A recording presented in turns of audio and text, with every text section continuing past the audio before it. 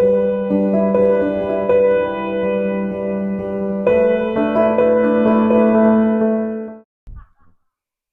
welcome back, friends. It's Megan from the Seasonal Abode. So I am outside here. It is the last week of February. I'm actually not even wearing a winter coat. Super mild today. Last week we had a few storms here, and it will be a long time before we get in the garden unless it continues to melt. It was the deepest I had ever seen the snow here. Today it is mild, it's sunny outside, and I heard the mating call of the cardinal. Not exactly a spring bird, but it's in the right direction. So super exciting to hear that. The Indian runner ducks behind me, they are starting to lay eggs now, and some of them are trying to even hatch them. So that's another sign that spring is on its way. Inside, I have some seeds started for my cut flower garden, as well as some vegetables. So I'm going to take you along, show you what I have growing down in the basement under grow lights, and then we're going to head into the shop, and I'm going to show you the progress of my farm stand. I will be making a video later on with the start to finish of how we built the farm stand. So if you are interested in checking that video out, I will be sharing that in the coming months. And then lastly, I just want to show you what the kitchen garden looks like. We have had 2 days of melting, but it is still quite deep with snow. So I hope you'll enjoy this video, friends, and that you'll consider subscribing. Now let's show you around. Okay, we are heading into the shop. So here is the farm stand that we have been working on. My husband, as a gift to me, built the farm stand over the Christmas holidays, and since then I have been beautifying it. So I painted it white, and then I designed some stickers on Canva and printed them out with my Cricut.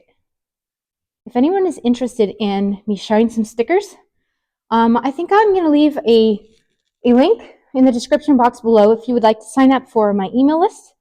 Then I can share that way, the file, if you're interested. Obviously, I can't share the Langford Blooms farm, but on the side here, I have this fresh flowers, which I can share. Anyways, I am going to be making another video that goes over how we built the farm stand, just to kind of give you a bird's eye view today of what we've all done. So painted it, put the stickers on. I picked up these buckets at a local florist. They gave them to me for free. So they fit perfectly in there. So that's going to be probably just straight stems. And then on the second shelf here, I'm going to be putting mason jars to sell. We have a locked mailbox here that I'm going to be putting probably a QR code here if people want to pay e-transfer. And they can do that. Otherwise, it's a cash box.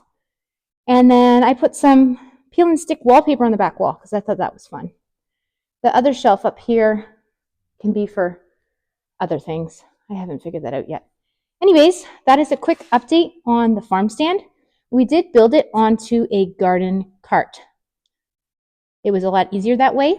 The sides were removable, and then my husband could just build the farm stand right onto the wagon.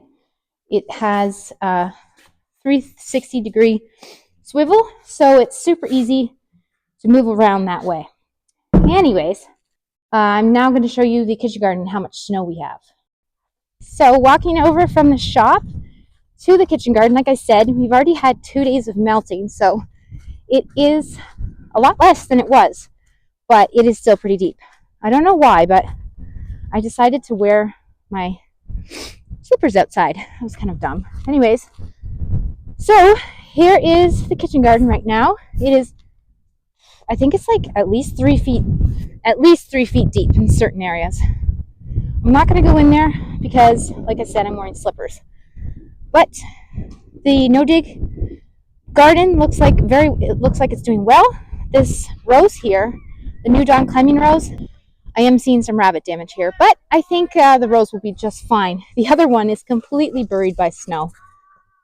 It looks like there's a little bit of rabbit damage on the roses, but I don't think it's going to affect their growth. I feel like the more you prune a rose, the more it comes back with vengeance in the growing season. So now we're going to head inside to take a look at what's growing under the grow light. So just quickly before we head downstairs, I can make a separate video all about how I set up my grow lights and that area. If you are interested, let me know in the comments below. Otherwise, I'm going to show you the things I'm growing. So let's go. Also, before we head downstairs, one of my favorite things to do late winter is to go outside and cut some of my forsythia branches and bring them inside and force the blooms. Isn't that beautiful? Just beautiful. So welcome to my basement. This is where I am growing the majority of my plants until I harden them off on my front porch and then plant them in the garden. So this really is just a galvanized shelving unit that I picked up at Costco. It is on casters or wheels, which is helpful if you want to move it around. My grow lights I just picked up on Amazon, and I can link them in the description box below. I believe they're just regular shop lights. They do connect all together, so it's super easy for setup. So like I said, I'm not going to go into all the details of how I set this up. I can make a separate video if you aren't interested. We are going to get to the good stuff to show you what I have started and what I am growing. So I did make a separate short all about getting dahlia cuttings. I will link that up above. These are my potted up dahlias. This has been super fun. What I have started doing, which I didn't do at first, was I do label my tubers, but it's always a good idea to label the pot they're in as well, and then how many cuttings you've got from it so far. I'm factoring, hopefully I'm going to collect probably 6 cuttings from each tuber, and then I'm going to go put them back in storage after that. So I have already figured out certain tubers that are much more prolific than others. We'll see if that corresponds to how many tubers they create in the ground. But that has been fun. So these are my potted tubers, and then over here are the ones that I have potted up already. They do look a little wilted for the first few days, but that is normal, and they will perk up to look more like those later. So those are my dahlia cuttings. Then beside my dahlia cuttings, I have under the dome here started some of my cool hardy plants. So I soil blocked this tray. This is all the 3/4 inch soil blocks. So here on this tray, I have a whole package of the Potomac Royal Snapdragons. Then we have the Potomac White Snapdragons, the Potomac Lavender Snapdragons. As you can see, you can fit so many seeds with soil blocking. It's amazing. Because this is 20, 40, 60, 80, 100, 120, 140, 160, 180. 180 plants potentially I can put on this little IKEA cafeteria tray. It's pretty amazing. Then back here, I have some Tetra White Feverfew, another cool hardy, hoping it will perennialize here. And then here I have some of the bicolor Dianthus, which I'm also kind of starting a little bit early because I'm hoping to use it for my first bouquets of the season. Then on this tray beside it, I have some onions started and some leek. I do need to trim these guys down so that they produce more root growth. I will say I started these a little bit different than I normally do. I really just usually sprinkle them in like a pot like this, and they all grow together. And then I separate them when I plant them in the garden. Much easier than this. I don't think I'm going to soil block them in the future.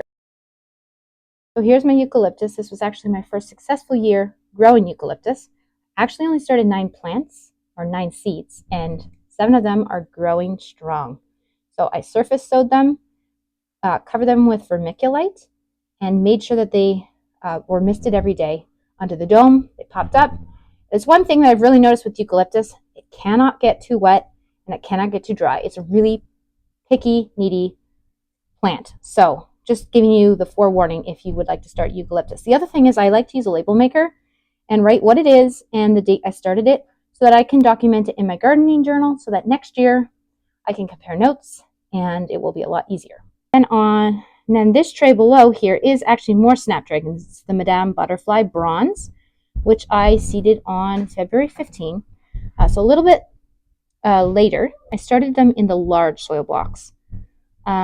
Just as an experiment, I'm going to keep notes, see which I prefer. I put 2 per block here, and the other one over here, I used the 3/4 inch soil blocks. So I'm going to figure out which one works better. Then on this tray here, I have started some, this is Amazon Dianthus, Fata Morgana Scabiosa, Salmon Rose Scabiosa, and the QIS White Scabiosa, which, as you can see, the germination rate was not the greatest on that one. The other ones are looking quite well. So These, once again, I started a little bit earlier because I am wanting them for my first cut flower bouquets. Then at the bottom here, I am super excited. I purchased some ranunculus corms from Sarah's Cut Flowers, and they are all looking really, really good. I had a very successful ranunculus pre-sprouting. It all worked really well. So in the future, I can share that with you. These ones I started a week later.